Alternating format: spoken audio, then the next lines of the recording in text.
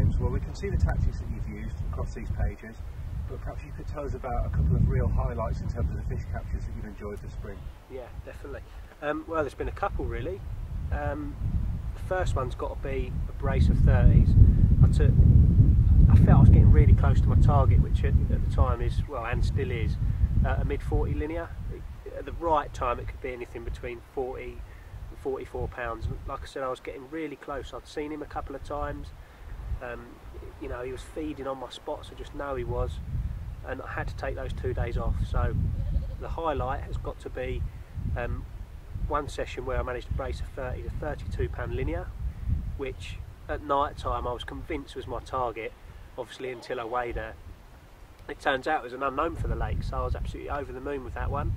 And then the following morning I followed that up with a real leathery chap of 33 pounds 8 ounces, and again, having talked to a mate that's been fishing it for years, he didn't know what that one was either, so my tactics were definitely working and catching the rare ones.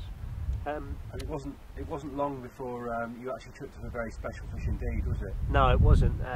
Towards, I think it was May time, before they closed the lake for spawning, I managed to catch an absolute monster common. They call it the moon common, and it was a new PB at 41 pounds 12 ounce. So that was the last fish until they closed the lake, and yeah, I was over the moon with that one. How did it feel to finally slip the net under one of the real big ones? Well, mate, I was in a state of euphoria really, mate. I felt so good when that happened. Well, you can remember because I rang you straight away and was jumping with joy.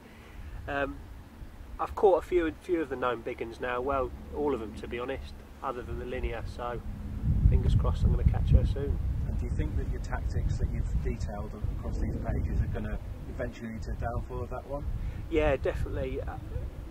The Hinged stiff rig has been slipping all the big ones up really. It's a renowned big fish rig.